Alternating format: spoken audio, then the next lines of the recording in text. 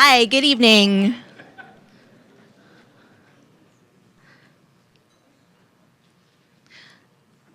Thank you so much for joining us. My name is Pam King-Petrot, and I'm the head of the Harvard Kennedy School Alumni Network in New York. Thank you so much again for joining us, and thank you actually, Baruch, for hosting us. Hopefully you'll have a really great evening. We've got a great panel discussion planned for you. I'd like to now introduce Carolyn Kennedy, who is the chair of the Institute of Politics. Welcome to our panelists. It's wonderful to have the IOP in New York, and for all of you to get a chance to reconnect with the Kennedy School, the IOP, and each other. So I'm thrilled to welcome them, and our new director, Trey Grayson, who I hope you'll all get a chance to get to know. And we're thrilled to have you, and I wish I could hear from every single one of you about the work that you're all doing, but I know we'll have an interesting conversation tonight. Thank you so much. Thanks, Karen.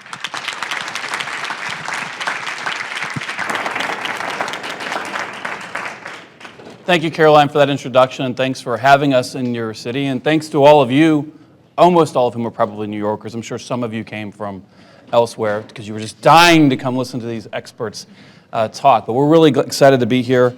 I want to thank Pam, Baruch College, the Harvard Kennedy School Office of Alumni Relations, especially Paige Ennis and Betsy Vianney, and two of my colleagues, Kathy McLaughlin and Christian Flynn. Without their hard work, tonight's event wouldn't be possible. So thank you to all of them, and how about a round of applause for them? I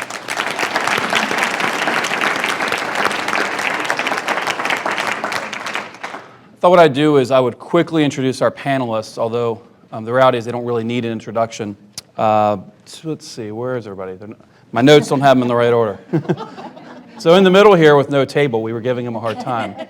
Matt Dowd has helped shape strategies and campaigns for CEOs, political candidates, corporations, foundations, and governments, and served as chief campaign strategist for President George W. Bush, and he's currently an analyst for, I heard it hiss in the audience. It's okay, it's bipartisan here.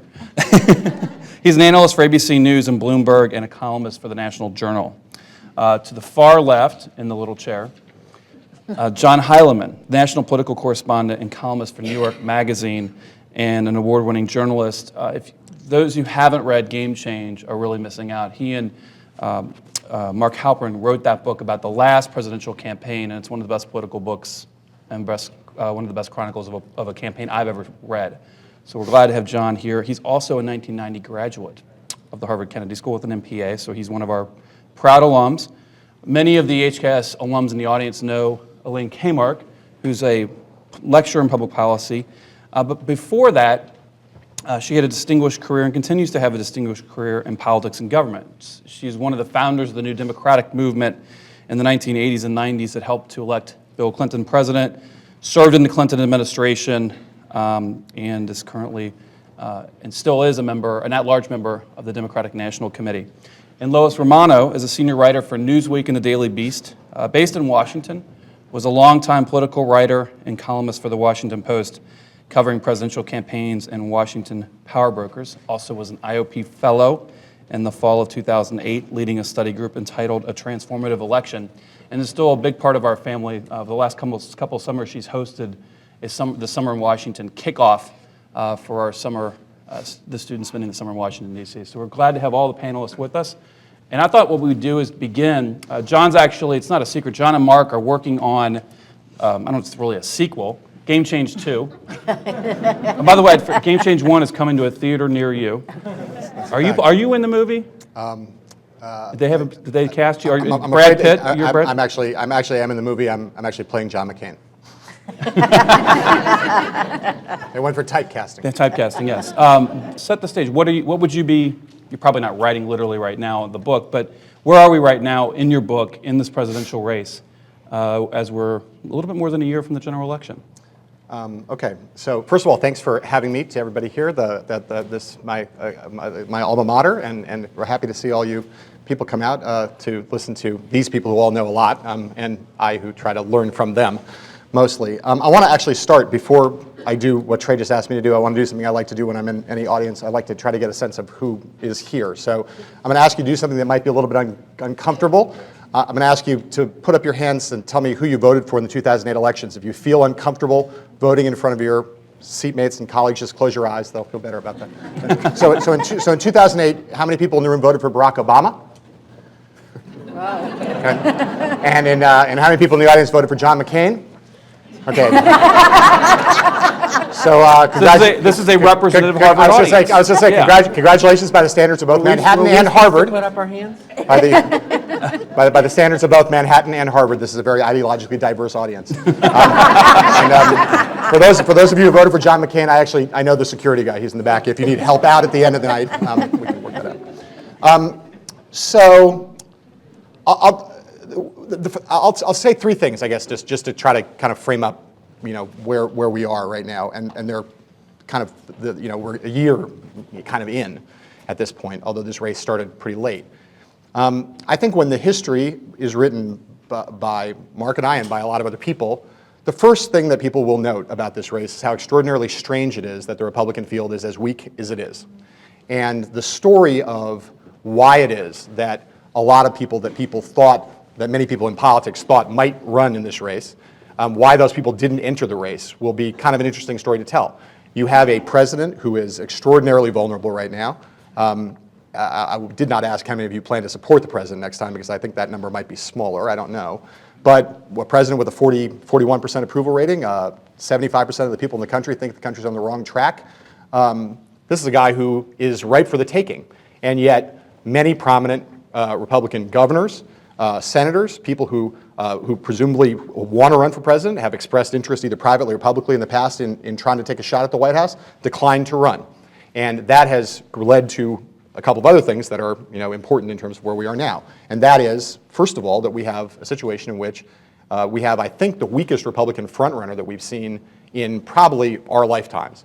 A guy who has improved markedly as a candidate, Mitt Romney, from when he ran in 2008, but who has demonstrably over the course of the last year shown that he has a hard time, even despite the fact that 100% of the Republican Party knows who he is. He can't really get more than 25% of the national electorate to support him in any public opinion poll. That's a pretty odd situation, and Matthew will remember what the situation was when George W. Bush ran against John McCain, and George W. Bush was in the mid to high 60s at this point, and was 40 points ahead of John McCain, his nearest rival, back in 2000. We now have, as I say, a Republican frontrunner who's finding it hard to break through 25%, and we have seen this kind of extraordinary churn over the course of the year as a variety of potential not Romneys have emerged, found favor momentarily, risen rapidly in the polls, and then fallen back down to earth. Some of them are actual politicians, people like Michelle Bachmann. Others are people like Donald Trump. I don't know what he actually qualifies as. New Yorker, right? Herman Cain, a great New Yorker, certainly, pride of the city. Yeah. And although he does eat his pizza with a fork, which basically disqualifies him from any sense of being a real New Yorker. And now Herman Cain, a businessman, very much on the rise, leading in a lot of national polls right now. But many people, I think, in the political class assume that he will come crashing back down to earth soon also.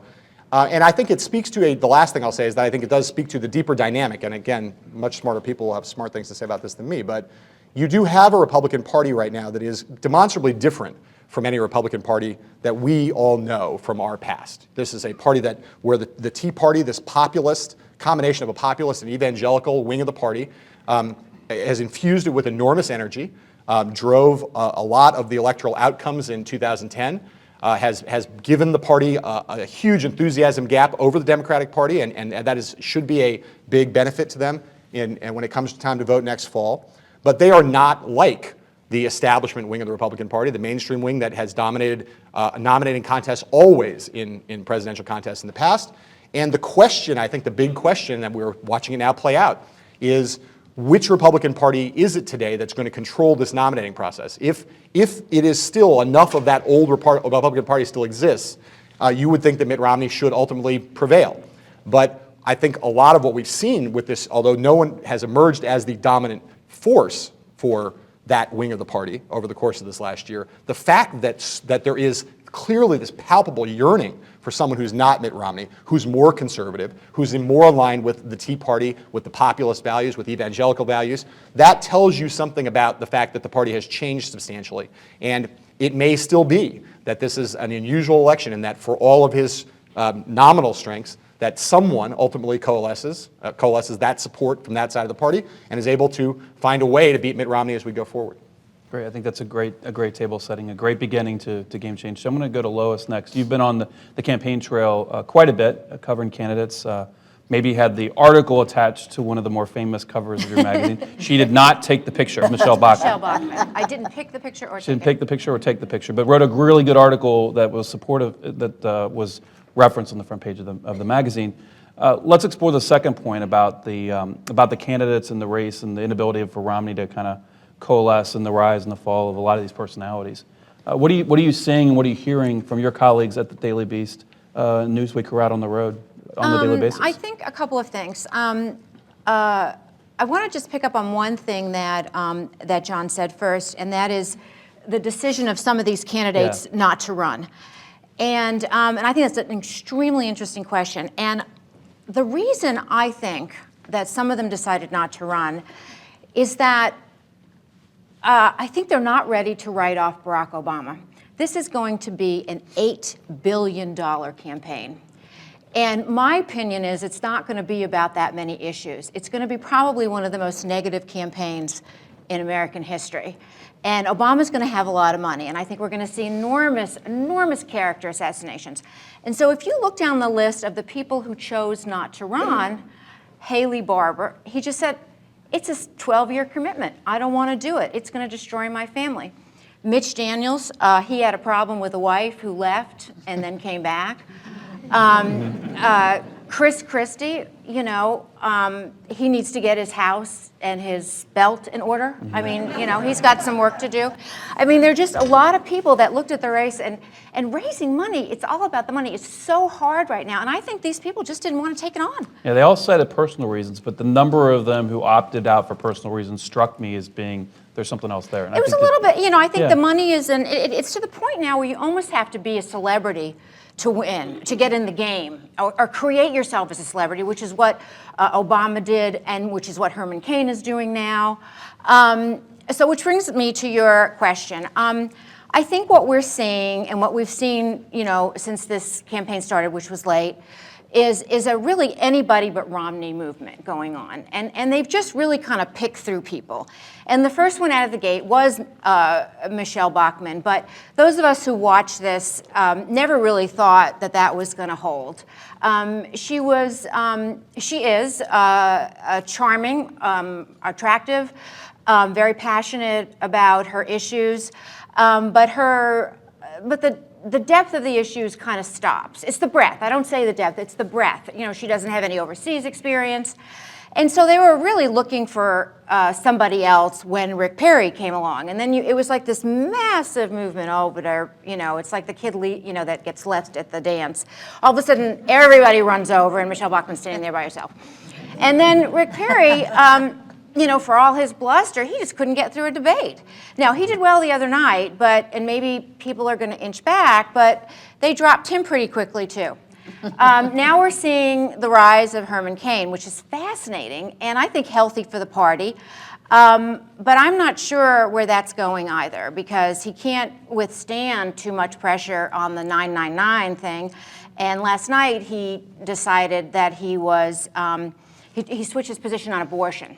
He said, now it's up to the family. Not a good thing to say in a right-wing primary situation.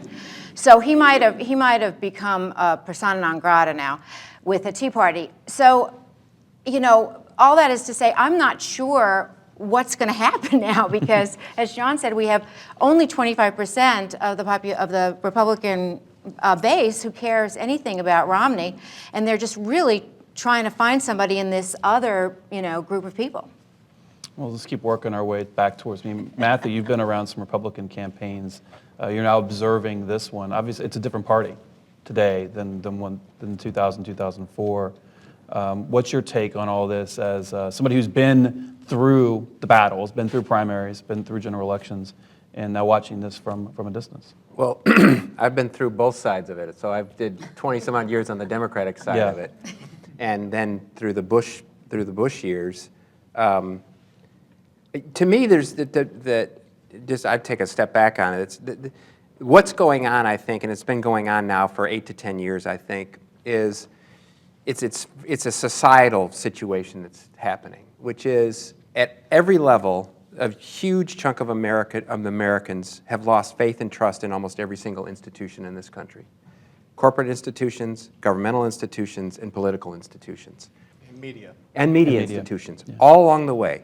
And even in many sports institutions that used to be sort of a building team spirit, they've all had various accusations and all that. And so you have a country that's incredibly anxious, has gone through a tremendous anxiety over national security, and now is in complete anxiety over the economy, which is, I think, where it's going through is fundamental change as we went through when we went from an agriculture-based society to a manufacturer-based society, where it's going through as great change as that. And so then you have the rise of various movements. And obviously the movement that's going on Wall Street now is another movement that it's rising up because they don't believe, they don't trust and have faith in institutions to accomplish it. You saw after Katrina, various people say, I'm not going to deal with FEMA, they don't know what they're doing, I'm going to do it myself. They get on Craigslist. And you have a Republican Party now, where the Tea Party is, that many parts of it have lost faith in their ability to do what needs to be done. And so to me is most of the candidates, and I believe the candidates when they say they're not running because of personal reasons, which is another commentary on society today, the ability for a good candidate that may have had something, may have got drunk in college and drove off the side of the road, and do they want to reassess that then, or they may had trouble in some relationship or something. And so I believe them, do they want to go through this gauntlet to get to the end of the gauntlet, which then says, what power do I really have to exact change? Getting elected, I mean, obviously it's great to get on Air Force One and all of those sorts of things, and stop traffic and you get to places in a hurry and all of those sort of things. But your ability to exert influence over society is dramatically different today than it used to be. The ability to pull the levers and the ability for the country to be led in a way because of our media institutions that we have that tell people you need to hate that person, you need to hate that person, you need to hate that person, has caused this. The Republican Party, the beginning of the inability of the Republican Party to organize itself around a candidate has been going on for a while. And I think that's another example. If Mitch Daniels or somebody else thought the Republican Party could organize itself around and say, we're going to pick the right guy and you're the right guy and we're going to put you through this process and you're going to be fine, I think you would have different candidates in this race. They don't believe, most of the people in the Republican Party at the leadership level don't believe the Republican Party has the ability anymore to do that. And so, and that started, I think, I saw it in 2000 or 99, 2000. Keep in mind, people forget this. Bush raised $100 million in 2000, which was astronomical, record-setting numbers. Bush was ahead by 40 points. Bush had the endorsement of every single Republican elected official. Bush had all the organization. Bush had all of the stuff going for it. Bush could have easily lost the Republican nomination in 2000. He lost New Hampshire by 18 points. Even after he won South Carolina in a very bitter fight, he lost Michigan. And only, I think, to a large degree, but for a lot of work that was prepped and the stuff that was done that was previously done for Bush and all of the sort of activities and mistakes by John McCain, you could have had every bit of that going for it, and Bush could have lost the nomination to an insurgent campaign that he was outspending by 10 or 12 to 1 and had no elected officials, was no part of really the Republican Party, and he almost lost to that guy. And so that process has started, and now we're in a process where basically that you have freewheeling people. You have people that are looking for a leader but don't want to be led. Well, this is an interesting process. The Tea Party has I'm looking for a leader, but don't tell me what to do.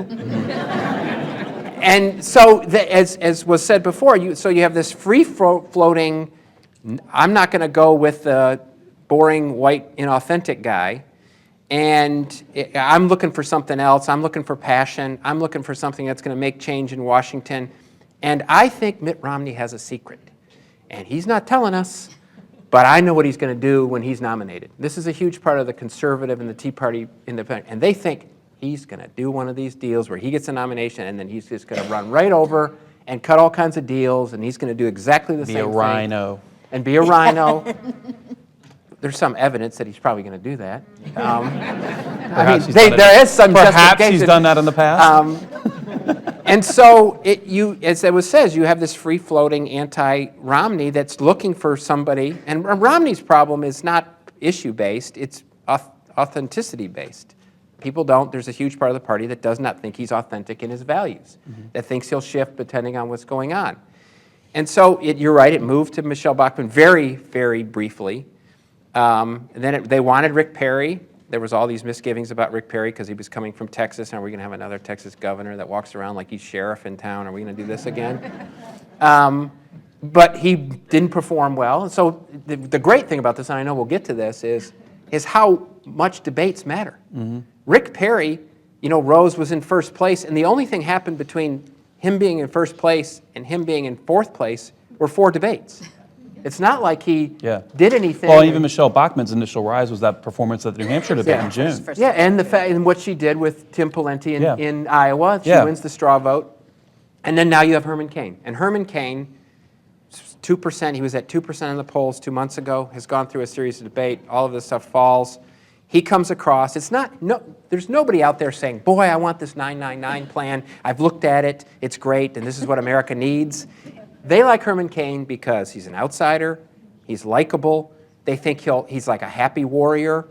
You get energy from him at a time, the party and I think the country, many of their leaders feel beleaguered. I think if you watch President Obama, even if you're objective about it, you feel like he is somewhat beaten down.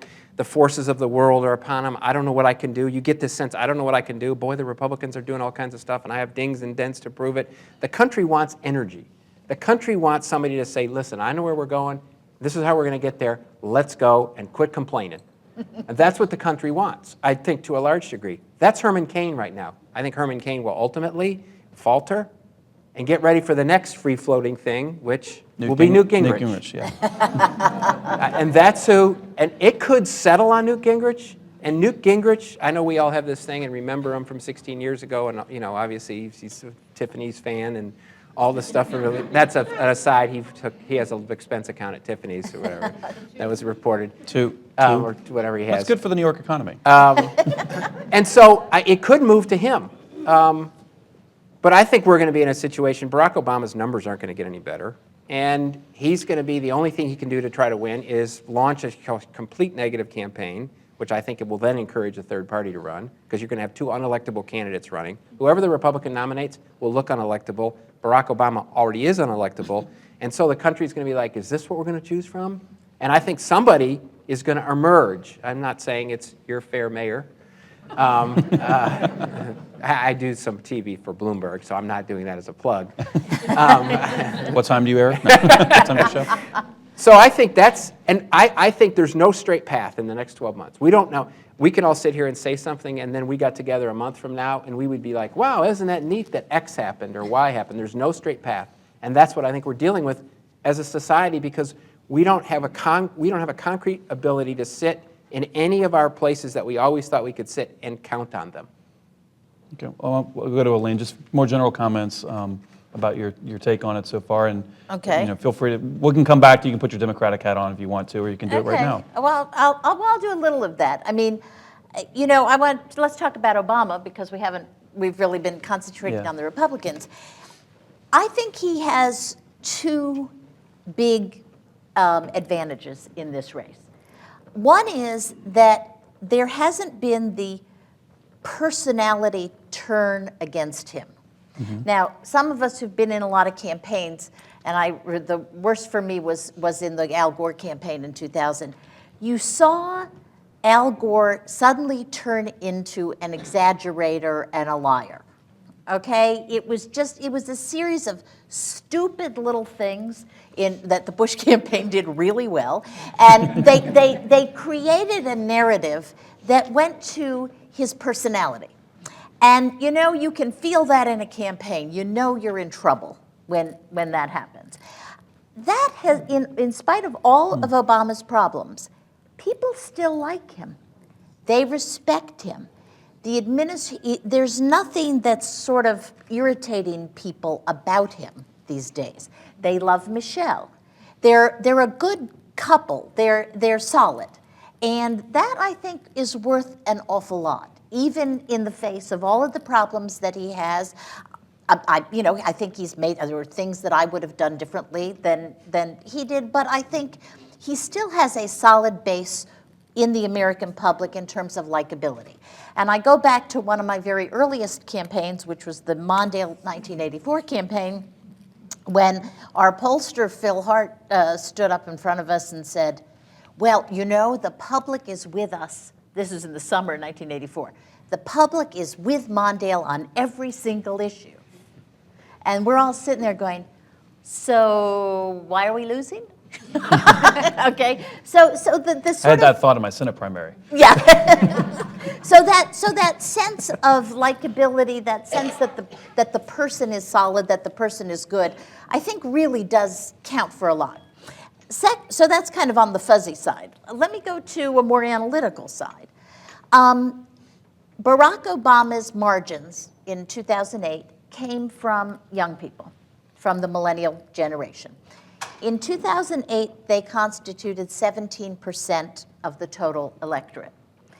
And among that 17%, he had big wins, over 60%. And then in the other age groups, he was closer. He won some, he split elder people, et cetera. That generation in 2012 increases to 24% of the electorate. This is the biggest generation in American history. I see some of that generation in here. There are students now at the Kennedy School. The biggest generation in American history. Barack Obama's numbers are holding up quite well in that age group. And so you can expect them to turn out, you can expect them to vote for Barack Obama. So the question then becomes, in the 76% who are not of that generation, what happens? Where do they go? Do they desert him in sufficient numbers, right, that it causes him to lose in some places? Second is a shift we're seeing in the demographics of some states, particularly states like North Carolina, states like Virginia, where, in my many years in presidential politics, it was like, Virginia, hello, don't go there. don't even cross the Potomac. It's just ridiculous. North Carolina, basically same thing. Well, there's shifting demographics in these states, which put a slightly different electoral college on the board than we're accustomed to. And so for those two reasons, basically the fact that Obama's but the personal relationship people have with him seems to be holding up, and the fact that we do have some significant shifts in the electorate, I think he's probably in better shape than most people give him credit for at this point in time. Obviously, most Democrats like myself are hoping for a complete total meltdown in the Republican Party, and we are hoping for Ron Paul to be the nominee. Don't ever underestimate a Paul. He's kind of the crazy uncle in the attic of the Republican Party. Yeah. He would be a great nominee for any Democrat. But I'll just end with my professor's hat, because I just wrote a book on this topic. The Republican primary in 2012 is going to be different for one pretty significant reason. For the first time ever, they adopted a proportional representation system for the first month of their contests, which is basically March and everything before then. And then after that, they have a winner-take-all contest. Now, in 2008, McCain, even though he had actually a strong challenge from Mike Huckabee, McCain basically wrapped this up. And the reason he wrapped it up early was because even though Huckabee was kind of bumping up against him, he was winning 100% of the delegates. So, you guys in the press saw that, you saw the delegate count, you said, oh yeah, well, Mike Huckabee isn't that interesting, but we're not going to really give you any serious time or attention because, in fact, McCain's walking away with it. This time, the Republican Party will have a real dogfight in March, and under proportional rules, because we Democrats have lived with these things for many years, under proportional rules, it's really hard to win delegates. So a weak Mitt Romney, for instance, could get to the end of March without a clear delegate lead, and you could have an awful lot of people in this race, and you could have a very unsettled race all the way through. Conventional wisdom says that, that unsettled races are bad for a party. Unsettled races sometimes make the eventual nominee stronger. I think that Barack Obama was a much stronger candidate for having the test that Hillary Clinton gave him. And if Mitt Romney can manage to get through this thing, and this will be my final comment, don't underestimate the transformative power in this day and age of nominating conventions. Nominating conventions don't do what they used to do, right? They're not a bunch of guys in smoke-filled rooms with cigars, trading delegates. Those were the days, weren't they? For the guys, those were the days. I'm not gonna have a room with girls in You it, want a too. girls? Just if we can have a room and we can decide. But those days are gone. But the nominating conventions have a totally different role now. They take some rotten, stinky, awful politician that all of you have spent 9 months saying terrible things about, and they get to introduce that person to America as a potential president. Mm-hmm. They are truly transformative. And the people who run these conventions on both sides are very good at taking the media and using the imaging to say, okay, well, this was this schmucky guy over here, and he had all these problems, and guess what? Now he's Abraham Lincoln come back to save us. So if Mitt Romney can make it through all of this stuff, I think that you will, in fact, see a stronger nominee than I think perhaps has been alluded to previously. Good. There's great overview comments. There's a lot here. What I think we'll do is I'll ask a few questions and we'll open it up to the audience because there's just so much here. Let's go back. I think you alluded to the calendar and the primary process. Let's get back into that because ultimately this isn't a single-day national primary. It's a series of contests. Granted, we don't know when New Hampshire's going to be.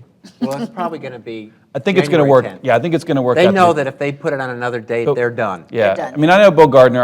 I served with him, and if anybody would be dumb enough to put it on in December, I shouldn't say dumb enough, stubborn enough. That's a better word. Might be him, but I don't think he'll do that. That would blow up the New Hampshire primary. So we're looking at an early January with a series of contests. How does the calendar set up for these candidates? We're only a couple months out. Mm-hmm. Well, I think the way the calendar sets up, Mitt Romney has to roll the dice on Iowa. The only way this process is shut down as quick as it could be is if Mitt Romney wins Iowa. If Mitt Romney wins Iowa, he wins New Hampshire, the race is basically Kind of like over. 2004 Democratic primary with John Kerry. The race is basically over. Yeah. And so I think they know that, but if he doesn't roll the dice and win Iowa and Herman Cain wins Iowa, who's there as of today, there's a poll out that has him ahead in Iowa.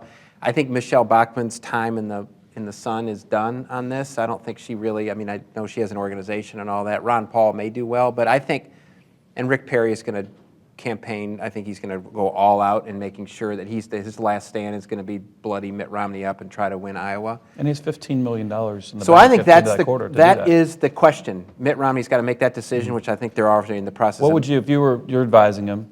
I would say it's worth the money and it's worth the risk to try to win Iowa because if you win Iowa, then you basically don't go through 4 more months of. Well, Matt, and also, let's just... Matt, this is why you were excommunicated from your profession. you're just out of your mind. Let me tell you how the media will treat this if this happens. All right, if Mitt Romney decides to play in Iowa, I wouldn't say I was excommunicated. I voluntarily. Yeah, Well, he stopped taking community. that's the spin from the Dowd spin. He had personal reasons. If Mitt Romney decides to contest Iowa in a serious way, the only narrative before Iowa will be, is Mitt Romney going to win Iowa? That will be the only thing we will discuss. And there will be endless replays of what Mitt Romney did in 2008, which is exactly what you're proposing he should do again this time, which is to roll the dice on trying to win Iowa and then win New Hampshire and shut the entire process down.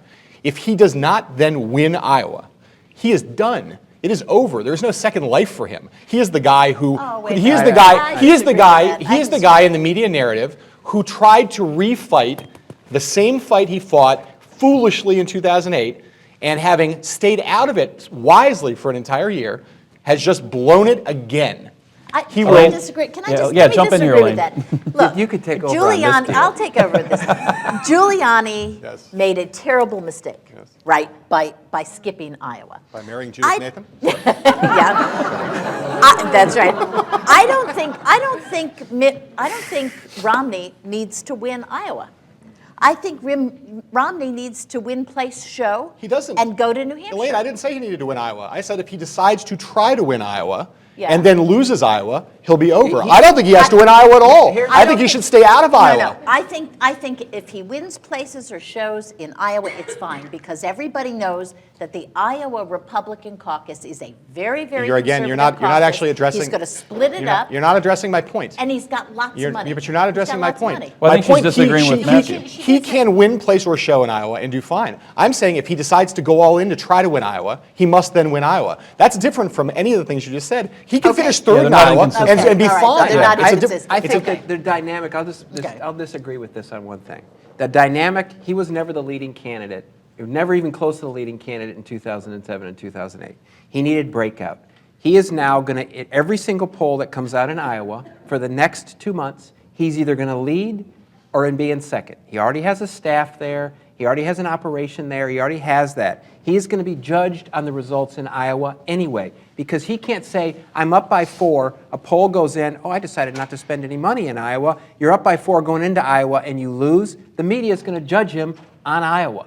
They're going to judge him on Iowa. So why not spend $3 million and He's Lois, already in yeah, go- Iowa. He's Yes. already in Iowa. His wife is practically living there.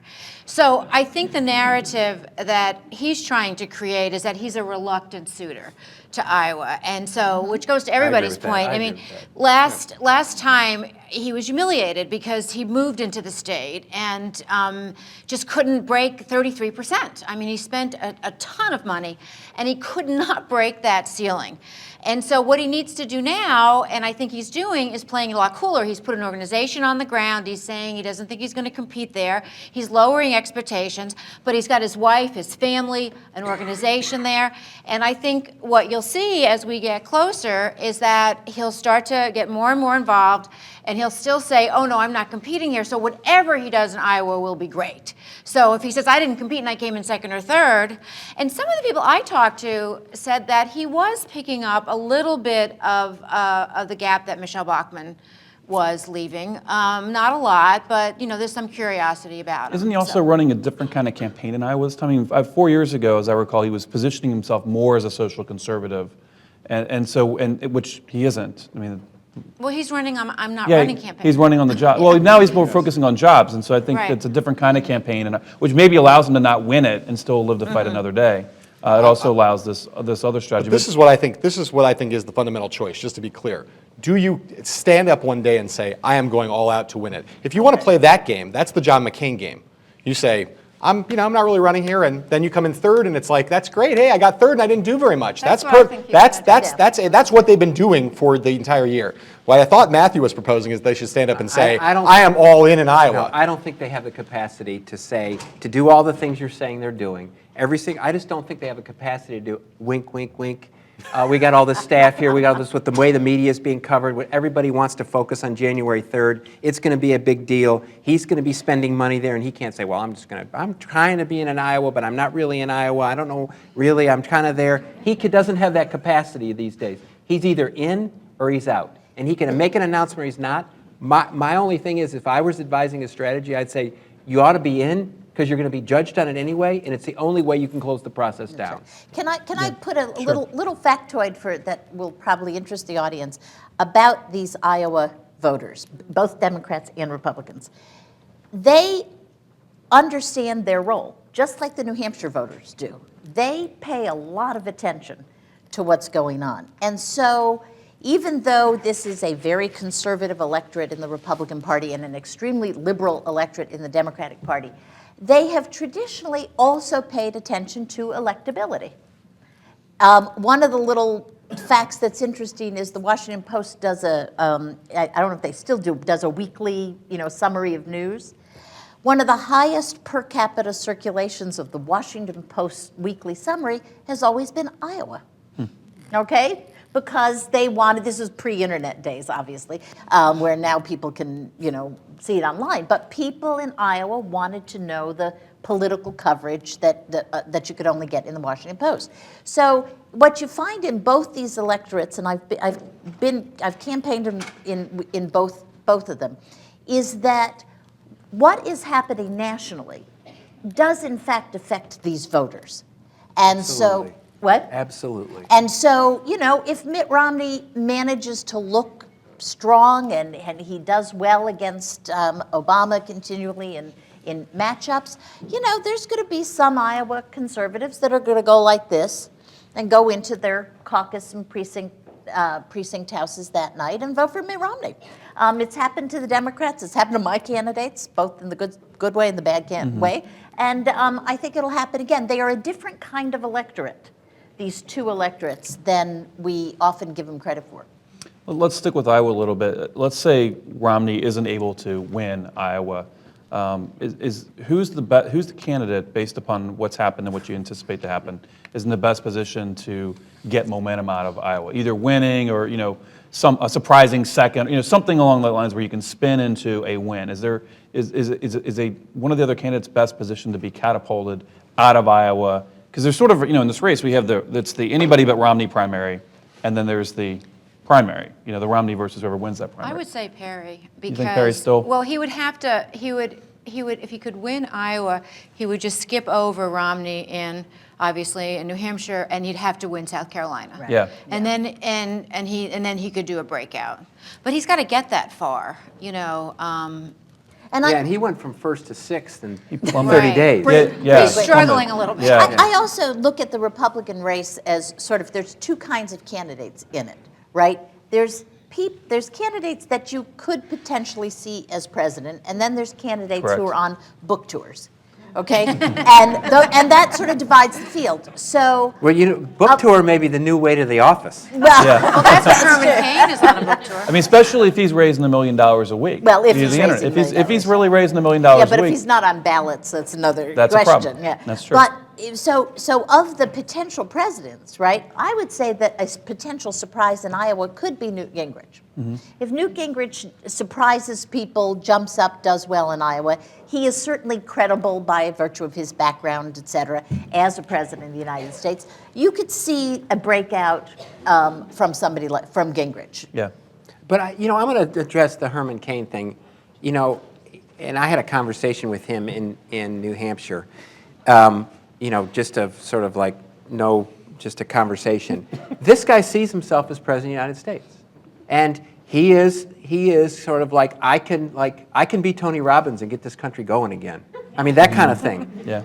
And don't underestimate what the country's need of that sort of I beat stage 4 cancer. Motivational. This is nothing, right? And so the other thing is that, and so many people in the media, it's like, well, he's not really serious. He hasn't raised a lot of money. He's on a book tour. He's not doing this. Well, the guy's gone from 2 to 6 to 8 to 10 to 12. He's leading in Iowa. This is very telling. Mitt Romney has run a great campaign. He's done great debates. He's got a great organization. He's spent a lot of money. He's done all this kind of stuff. He's at 23% and can't get above 23%. Herman Cain has been on a book tour. Sarah Palin can be a celebrity. Whoever mentioned the thing about the celebrity status in this, how important that is. The way we judge whether or not somebody has a serious campaign and can win, the elements that we used to judge on are gone. They're saying somebody has $3 million or $5 million in their bank account, and that's somehow going to be determinative of this, when what's really determinative in this process, which I think is going to carry over for the general election, is what momentum you create, what bond you can have or break with the American public that is unrelated to all of the campaign activities. But that's where we're in. The elements of how we judge the success in a political campaign are just about gone. Interesting. One other topic I want to explore before we invite the audience to come in, because there's so many ways to go with this. I think I'll just let you all come into conversation. But Matthew referenced the debates, and I've been struck by, one, how many there have been, how many more there are to be. I mean, I just found out 2 days ago we had Newt Gingrich committed to come to the forum at the Kennedy School on November 15th.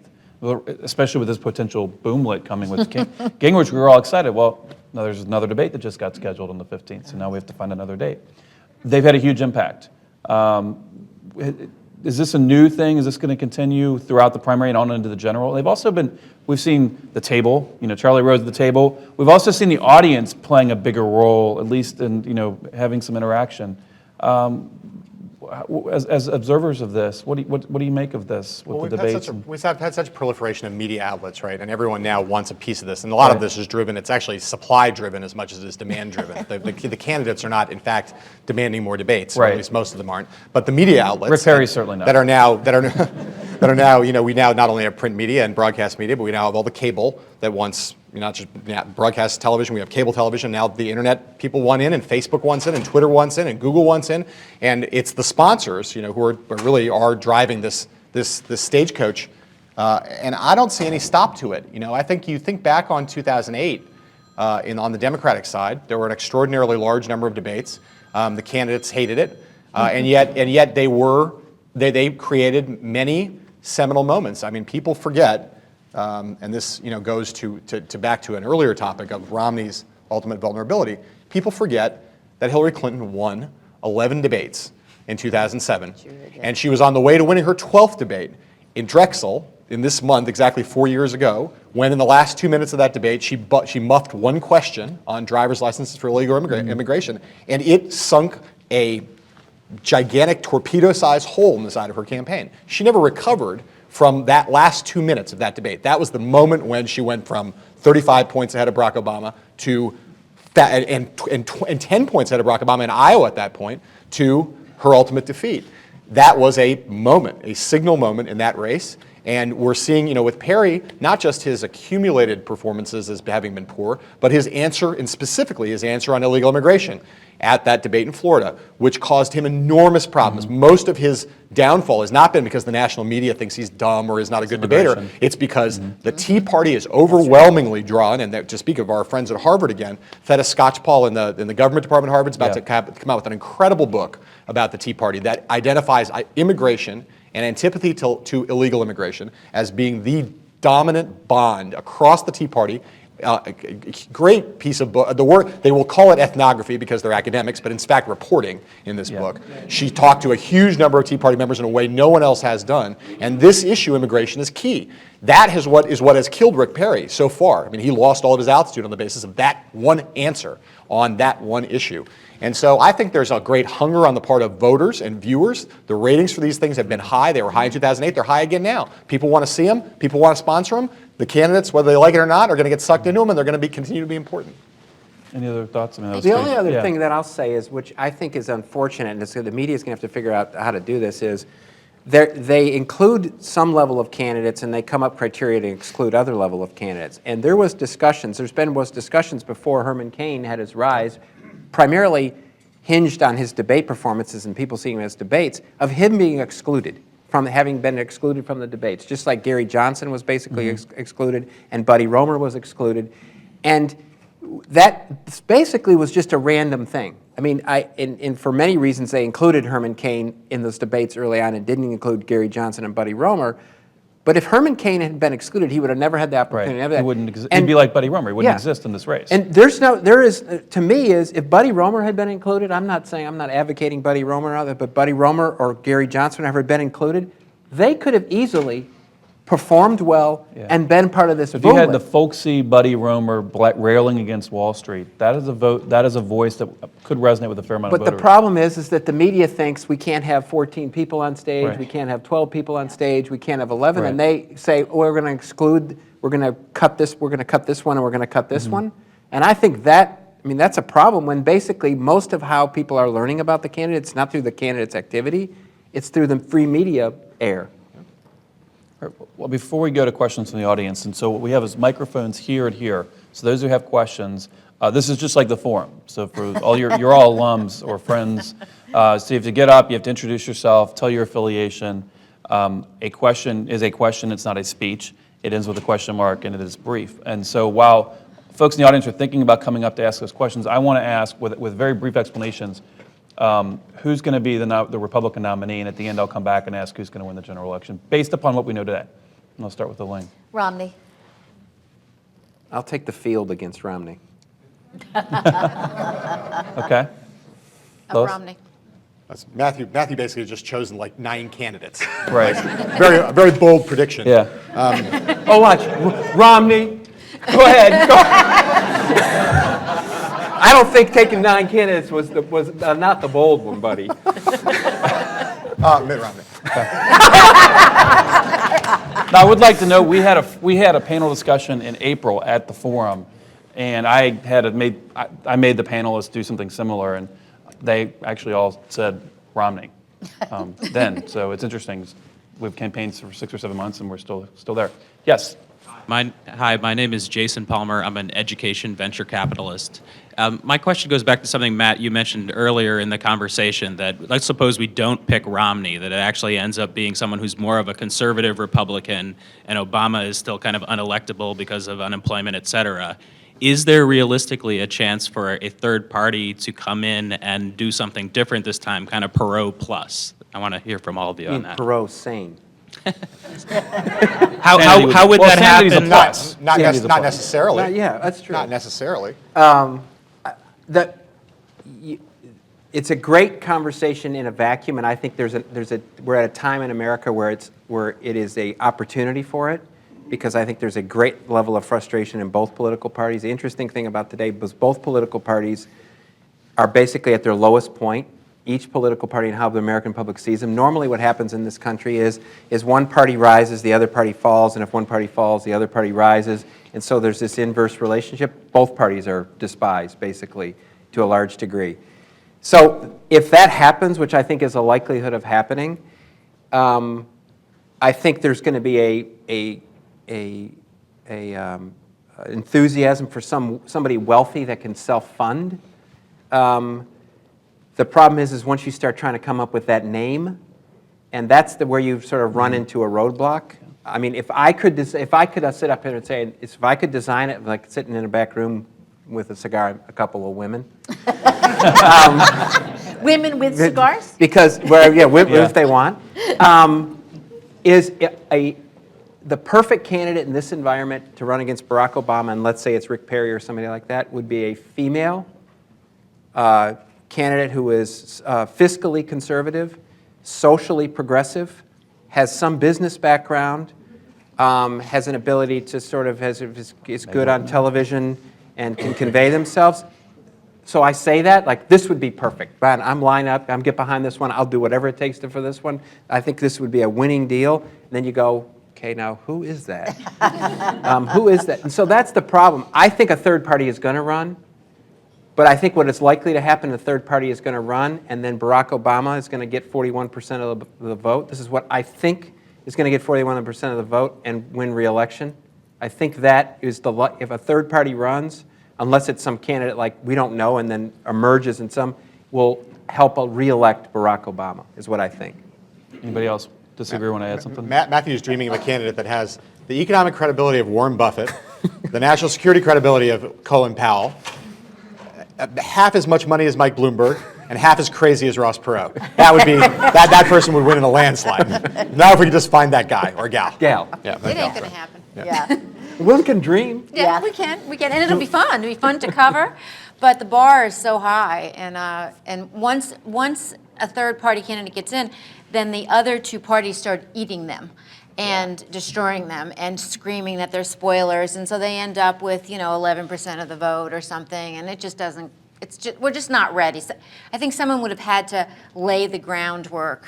Yeah. I agree By with that, now, yeah. I don't think there could be a spontaneous combustion. On November 7th in the forum, and we're going to stream live on the internet, we are going to have a discussion about this topic and Americans Elect, which is a group that's trying to get ballot access in all 50 states, whose executive director is a HKS alum. But we're going to talk about this and explore it with them, but with a broader perspective. Over here. Good evening. My name is Alexei Nazem. I was in the business school. Thank you for the very lively discussion. It's been fascinating. My question is a little bit more general, which is, based on a lot of the things that you guys have been talking about, I wonder to myself, as I've wondered for a long time, if the primary process is really the best way to select our presidential candidates. It seems inefficient. It seems ineffective. It's kind of strange that a few vocal people in Iowa and New Hampshire have a disproportionate say in who become our presidential candidates. And based on the nature of your conversation, precious little of it has to do with the issues. It's who flubbed the question in the last 2 minutes of a debate, who had the more money. So, generally, is this a broken system that needs to be changed? And B, will the 2012 election actually be won on the issues, which it really should be because we're in a terrible spot right now in America, or is it going to be based on a lot of this inside baseball? I'll let Elaine take the process part. She's one of the foremost experts on this. Yeah, I did write a book on this topic. And, is it still available on Amazon? And it's still available on Amazon. In the good old days, okay, when we nominated Franklin Roosevelt, Dwight D. Eisenhower, et cetera, we nominated our presidential candidates in conventions. We had very few primaries, and the primaries we had were not binding. So a lot of major candidates never even bothered to run in the primaries. That system lost credibility in the years between 1968 and 1972, and there started to be a reform, which was caused for some good reasons. It had a lot to do with the anti-war movement within the Democratic Party. And so we've now, in 60, 70 years in American history, we have gone from essentially a closed process, which was closed to the leadership of the major parties, to a completely open process, where anybody just decides, oh, I'm going to run for president, and they pay their, I think it's $2,000 to get on the New Hampshire ballot. They pay their $2,000, they get on the ballot, that's it, okay? So we are beginning to hear some people wondering, what is this process, right? What have we wrought with this process? The process is also a little weird because it is sequential. No other piece of the American political system unfolds in a sequence. We have elections on one day. Everybody votes on one day. In the presidential nominating system, we start in January and we meander through June. And theoretically, by the way, those conventions that happen at the end of August, they could overturn everything that happened in those primaries, okay? Because these delegates, in fact, have the ultimate legal authority. So we have gone from a closed system to a completely open system. Now, what was fascinating to me in 2008 was how suddenly the notion of superdelegates became completely illegitimate. Oh, people thought it was terrible. Young people especially thought it was terrible. And I had to keep reminding people, it was superdelegates nominated Franklin Roosevelt. Superdelegates nominated Dwight D. Eisenhower. That's what we used to do. And so the question now, and I think Trey alluded to this, the question that New Hampshire is bringing up with the threat to go in December, et cetera, is will this primary process fall apart of its own idiocy? It sort of grew organically. Will it then fall apart? If it falls apart, one of two things happen.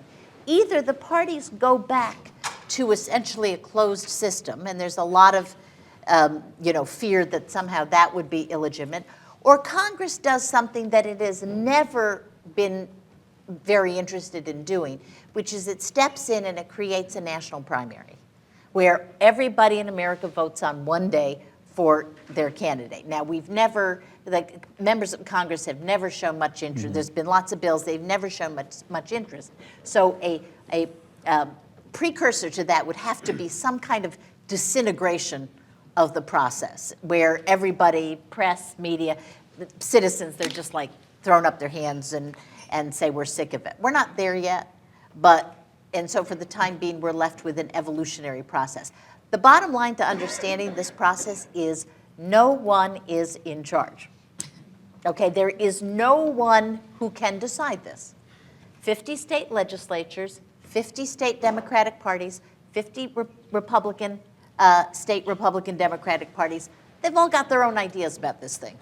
2 national parties and a Congress. It's kind of a mess. But just to point out, though, the 2 things about the 2 ideas that Elaine has, that about what might happen, right? If this system were to be replaced, there is now in our culture, whether we like it or not, a deep suspicion of the notion of the smoke-filled room, and a bunch of unaccountable people making these decisions. And we can say that's how it got done in the past, and they produced some great presidents. It's true. But in a society that's wired the way this society is, that has social networking, that has the internet, that has the communications means we have a more decentralized, more atomized, more individualized society. People are not going back to the smoke-filled room. That's number one. Right. And number 2, a national primary would be a nightmare. And it would be a nightmare for precisely one reason. Once you have a national primary, the price for admission is you got to raise $300, $400 million to run in that race. The reason that we have this system that we have in these small states that everybody decries because they're not like the rest of America, which is true, is that it opens the door to people with not very much money being able to go and compete on a level playing field, because you can't spend more than $10 or $15 million in Iowa. You can't spend more than $15 or $20 million in New Hampshire. But that's why we don't have California first, because we, at least ostensibly, we want candidates to be able to compete who can raise money but don't have to raise a huge amount of money. A national primary, you'd have the only people who could run would be people who could raise, and actually in the current race we're talking about, you have to be able to raise $1 billion to even be a competitive candidate. And I think it's fair to say, certainly in the Democratic Party, and I think in the Republican Party too, no one would swallow that. No one wants that. People think that would be problematic for all the obvious reasons. So we have a system that is totally screwy, and yet, like Winston Churchill on democracy, it's not clear there's a better system than the one we have. I look at this slightly differently. I don't think the process is the problem, and I don't think the system is the problem. I think what's changed and caused the dysfunction that we're in today is a much broader problem. I believe we are on the verge of having a broken democracy. And if anybody studies history and history of the worlds and why democracies form in certain places and don't form in others, the main reason why they form in some places, why they formed here and other places in the history of the world and haven't formed in other places, is hinged on one thing. And it's the ability for the one place can come together in a common sense of interest in a common way and solve problems. And the other place is tribally based society where they can't come together, they refuse to come together, they fight, they have there's no way they have shared sacrifice, they won't come together. America today is closer to a tribal society than it is to a society. I mean, if we think the primary and caucus problem is a problem, so is Congress. I mean, so is our branches of government. And to me, these are all just reflections, and what's dysfunction is however this has happened and however people live, how they now live as tribes, they now watch stuff that only confirms what they agree with. Conservatives watch Fox, liberals listen to NPR and watch MSNBC. Everybody isolates themselves. The middle feels lost. And so we have become a tribal society where it is difficult to have a functioning democracy. That's what I think. Thank you. I'm Charles Kimball. I was an undergraduate decades ago. Most of the time since then, I worked on Wall Street. And I wanted to dig deeper into the third-party issue. In particular, one of the candidates on the Republican side who has had nothing said about him, John Huntsman, seems to be sort of lining up by not taking pledges to do that. I'm wondering your thoughts about him. Second, I would like to explore what you said you're going to look at another forum, which is Americans Elect. If people could talk about that, I'd kind of be interested. And then the third one is Occupy Wall Street. What kind of impact would that have? We've got about 2 minutes left, so I challenge you to give brilliant, concise, 10, brilliant, concise answers. Lois, yeah. I don't think John Huntsman is going anywhere. I think that some of us disagree on this. I think he might be positioned for maybe 2000 and... Lois, he moved. Oh, I'm sorry, he moved. Okay, I was like, where am I looking? He might be positioned for 4 years from now. John Huntsman was here. But he's not, we were talking about this earlier, he hasn't set off a spark, he hasn't carried an issue. He hasn't distinguished himself in any real way to kind of step up, and I think he would sink like a stone. I still do think there might be room in our democracy for a third-party candidate, but I'm not sure we're ready for it yet. I'll let somebody else do the second part of your question. I got to do the Americans elect. Americans elect, I mean, I think they're going to provide ballot access and do a lot of infrastructure. The complete theory of it falls apart until you have the person in there. It's like saying, I really want to get married, I really want to get married, I really want to get married, but I can't find anybody. But I'm all ready to get married, I'm all ready to get married, I'm all ready to get married. Well, who are you going to marry? I don't know, I can't find them. And so, like, the Americans elect is set up a nice institution, but until you have the player that's going to be able to bring the country together or bring it 40% of the country together, that's where the missing piece of the equation is. And so God bless Americans that elect, because anything that'll help ballot access and do all that kind of stuff and provide an option for somebody to run.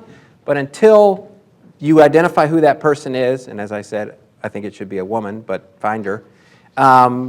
Until you do that, you're left with the institution of marriage and no spouse. Why can't they do it like America's Got Talent?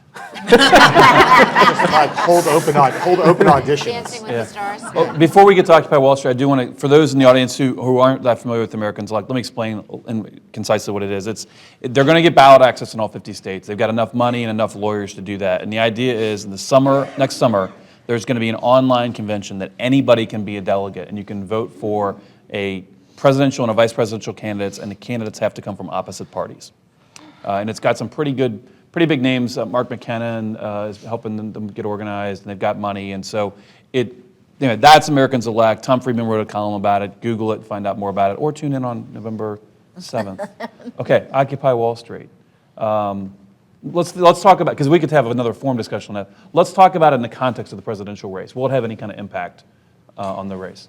I think it is evidence of the fact that the young generation, which is the Obama base, is still very much engaged and very much interested in politics. And I think they're going to be there for them. I think they're going to turn out for them. I mean, I think they've got some complaints with them, which are probably justified. But all I see there is the energy. And I was a little worried because all I was seeing was the energy on the right with the Tea Party movement. Mm-hmm. And I think this is kind of a counterbalance, and it means we've got a real race ahead of us. I think the Republicans made a huge mistake. They should have adopted it. They should have not necessarily adopted what was like the people that were in there. They should have stood up and said, you're dang right. Wall Street has messed this whole thing up. Main Street's a thing. Republicans still think Main Street's part of their base. Wall Street's part of their base. Wall Street isn't the Republican base. The base of the Republican Party is out in small towns and in rural places and in people that watch NASCAR. That's the base of the Republican Party in this country. And do you think those people are happy with Wall Street? I mean, they may not. So if a Republican, Michelle Bachmann could have done this. She whiffed on it when she was asked the question at the debate, and she sort of went into her sort of anti-Obama thing. I don't understand why a Republican hasn't stand up and say, yeah, we need to frog march and handcuff and put a bunch of guys on Wall Street in orange jumpsuits and march them down to jail, because look what they've done to this country. I don't understand why they haven't done it. I will say that if Barack Obama, who I have always regarded as an extraordinarily gifted political performer, if Barack Obama can co-opt Occupy Wall Street, given Barack Obama's record on this issue and the amount of money he's collecting from Wall Street, if he can co-opt Occupy Wall Street to his advantage, he is 10 times the political performer that I ever thought he was before. Because there is no conceivable, substantive, or principled basis on which he should be able to do that. I think the one thing that the protests have done is put a spotlight on the concentration of wealth. Yeah. And I think that's a Democratic issue. And if the Democrats can get their act together and focus on that, and they did a very good job of embracing it. I mean, I think that was smart. But if they can continue to embrace the movement and continue to appeal to small town America, I think it could affect congressional elections. The down ballot races. Yeah, I'm not sure about the presidential, but I think it could affect down ballot elections. Yeah, interesting point. Yes, and quick and concise and brilliant. I'm Beth Noble. I'm a professor at Fordham. I'd like to know how you think the influence of the Tea Party is going to specifically manifest itself in the Republican primaries. Well, you're already, you're how already it's going seeing to, you're it. already seeing it. I mean, the inability for the Republican Party to organize itself and get behind the best possible candidate is evidence that the Tea Party has a huge weight in this. The inability for anybody to sort of say, I'm the leader of the Tea Party and this is the way we're going, is evidence of their ability to sort of, and it really is. There's this great book, there's this great book, The Starfish and the Spider, and it's about organizations, diffuse organizations versus leader-led and hierarchical organizations, and basically we're now at a time where you need to have a diffuse organization that's successful as opposed to hierarchical and leader-led. It's like the difference between the Catholic Church, which is hierarchical, which is having difficult issues, and then various mega churches that are around. The Tea Party has been successful because they are a movement but without somebody that somebody can attack on a daily basis, and I think that's provided success. But why we're in this fluid process and why we have the candidates we have and why we don't have certain mainstream candidates is a direct result of the influence of the Tea Party. All right. Yes. Yes, my name is Ron Berenbaum. I teach at NYU and I write on business ethics issues. There are two words one never hears mentioned, didn't hear them tonight. They are foreign and policy. I was going to say there were four, national and security, but that was mentioned in passing with respect to a non-candidate. What influence, if any, do you think these kinds of issues will have on the Republican nominating process and on the presidential race? I'll just say historically, foreign policy has no impact when the country is in a recession. It just doesn't. Foreign policy impacts races when there's a war and when you're having a lot of casualties, not when you're winding down a war. And foreign policy is just simply, in more elections than I care to think about, it just isn't an issue. Now, that being said, there is a way that foreign policy always plays into presidential politics, which is the people aspiring to be president have to be able to convey that they're up to the job. So that's why, if you remember when Bush was running in 2000, there was a great big deal made about the fact that he didn't know the names of countries, the names of prime ministers. No, it was general. Who was the? Oh, was it in the general? Who was the Pakistani? Oh, it was the general guy. Oh, the general guy, Musharraf. Right. We don't know either. But we're not. No, running I was for just saying what president. his answer was. His It was answer the general guy. The general guy, yeah. You got the title right. at You least. got the title right. You know what to call him, my But the general. fact of the matter is that foreign policy, mostly in presidential elections, primaries and generals, is about, it's sort of the test of, okay, is this guy up to the job? And other than that, most Americans don't actually have strong opinions on foreign policy issues, or frankly, if they have opinions, they're what the pollsters call non-attitudes. In other words, they just make up an answer to have the pollster think that they're smart, but they don't really care about it. So unless you are in the middle of the Vietnam War, right, or you've just been attacked in 9/11, this is Or not... a war's going badly like Iraq. Or a Like war's in going yeah. badly like Iraq in 04, where... Or 08. And 08, yeah. or particularly by 08. It's just not an issue, never has been. And boy, oh boy, this time Obama has some really big foreign policy advantages, And right? he could be running against someone who refers to Uzbekistan as Becky, Yeah. Becky, Stan. That's right. Yes, exactly. But I think to Lois's last point, and to John's, that the Herman Cain's Achilles heel is this right. precisely this is this the point, Herman Cain and to a Achilles. lesser extent Rick Perry, because he Yeah. he bombed the 3 can't. 3 a.m. question. That's right. Yes. Hi, my name is Stephen Dewey. I'm a graduate of the college. And I'm just wondering, a lot of you guys talked about sort of this growing gulf between the people and their elected representatives. You mentioned a failed democracy. And I feel like a lot of that has to do with people feeling like they don't really have a say, like they can't really guide the politics. They feel like kind of political practitioners have figured out how to kind of push their buttons to get them to think one way or the other rather than them sort of deciding themselves. And if you look at like the Tea Party, the Occupy Wall Street, I feel like it's kind of people saying that they kind of want policy to originate with them and then sort of filter up to their politicians rather than the other way around. So my question is for you, is there a way to create like democratic institutions that are a little more responsive rather than just being sort of a turnover every 2 years or whatever, whether it's like using petitions or using polling maybe in a more sophisticated way, so people feel like there's like a more immediate response to what they're thinking in our democracy? Well, I'll just say one thing is... Yeah, you're the one who said democracy's broken. Yeah, So the ability of practitioners to exercise, their influence is drastically lower than it used to be. Drastically lower than it used to be. That, you know, the media advertising parts of the campaign have much less ability to do what they traditionally did before.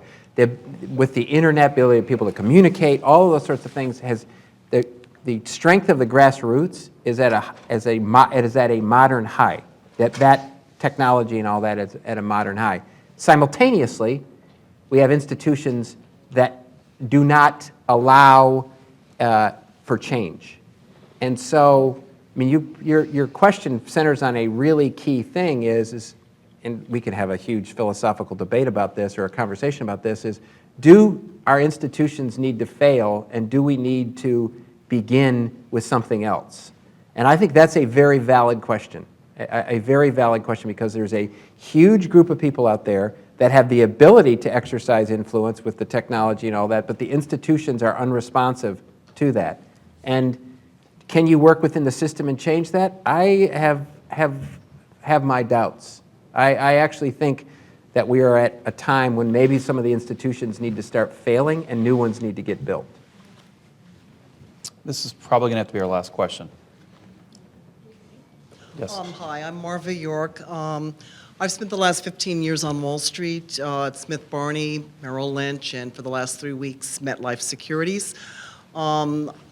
Matt said he doesn't understand why some of the titans of Wall Street weren't marched in orange jumpsuits and put under the jailhouse, and I'm probably agreeing with you.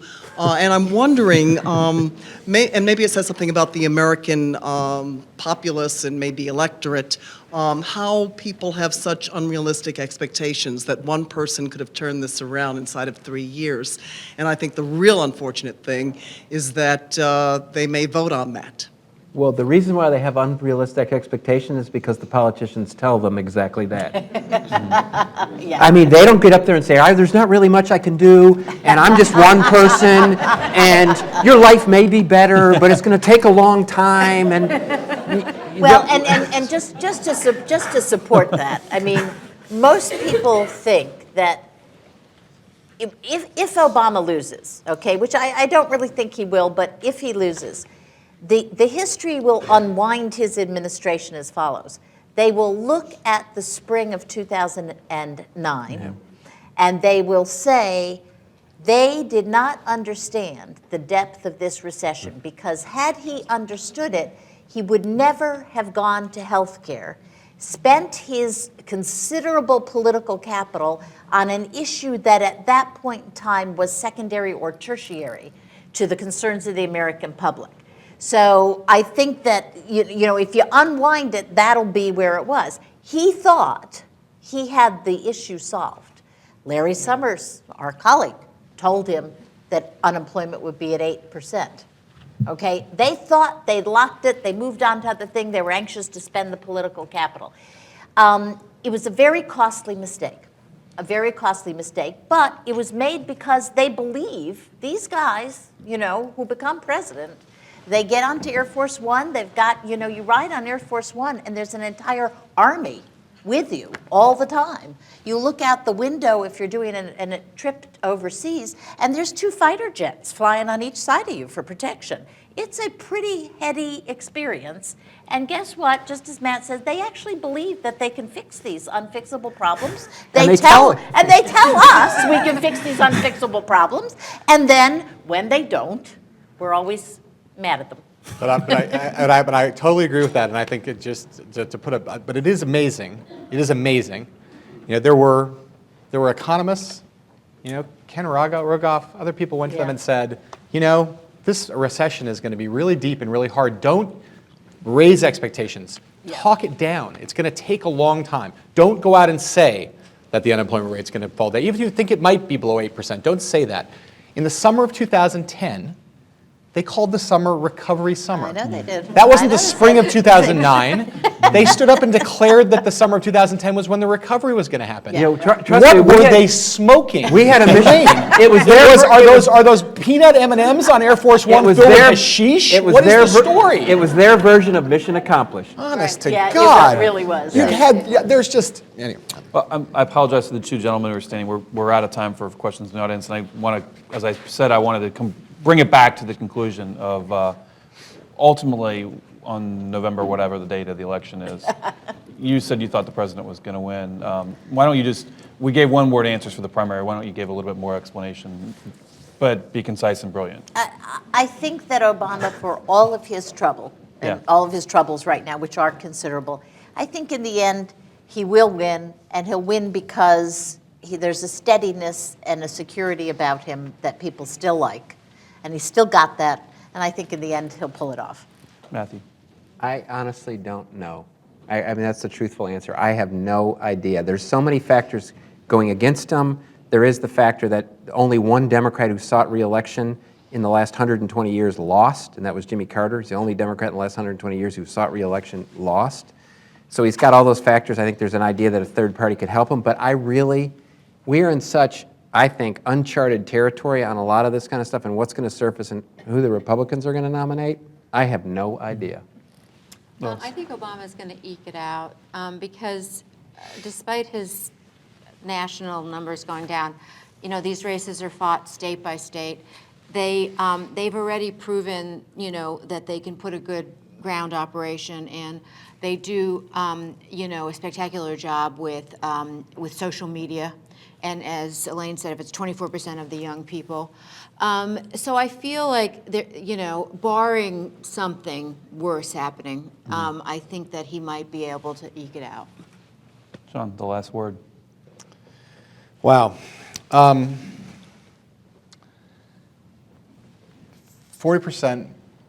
approval rating. 75% of the country say the country's on the wrong track. That's like the end of the Bush administration. You know, bad. Those are bad. That's bad numbers. An unemployment rate over 9% that no one in the economics profession that I can find thinks is going to be any substantially, even slightly, not substantially, even slightly, conceivably could be higher. A lot of people, half the economics profession thinks we're going to have a double-dip recession, and then the number could be over 10% next November.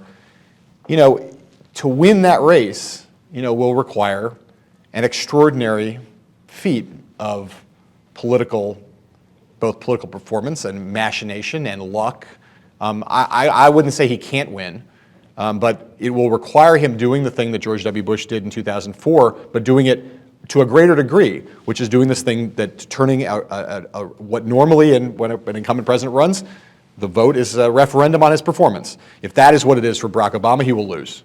And he'll lose unless he's running against a wildly inappropriate Republican candidate, which is, of course, possible.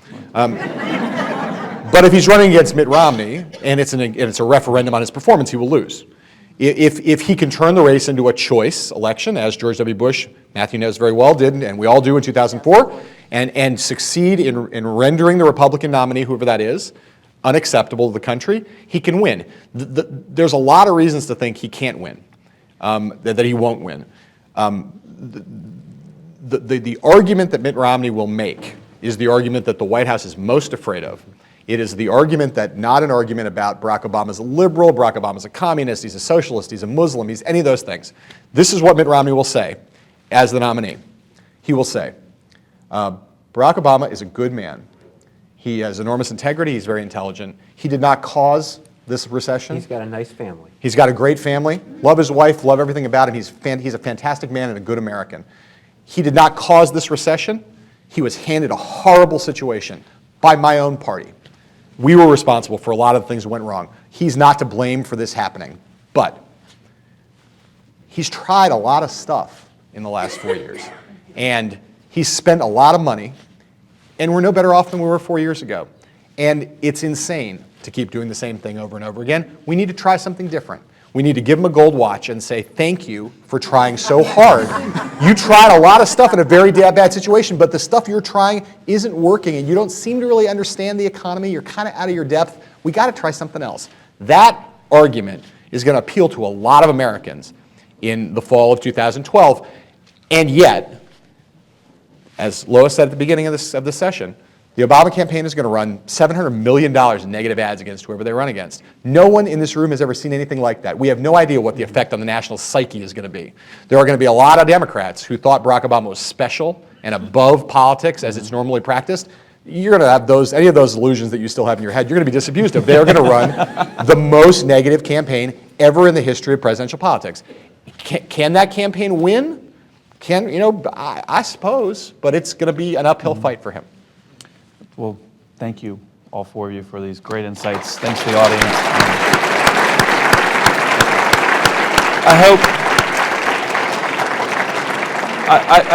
I hope for the Harvard alums in the audience who've had a chance to be in the John F. Kennedy Jr. Forum in person, where we have discussions like this a couple of nights a week, that this is brings back fond memories. And I want to tell you that over the next month and a half, we're going to roll out a brand new website that allows all of you to watch, with much better technology than we currently possess on our website, these kinds of discussions on your laptops, on your iPads, on your iPhones, or on your desktops, or on your Apple TV or whatever. So tune into that. We're very proud of that, and it's going to come out in the next month and a half. And we want to invite all of you to stick around. We've got a bar over here, and I think there's one over there as well. So let's continue the conversation. Let's reacquaint with each one of a lot of old friends here, and let's make some new friends. Thanks, and have a great night.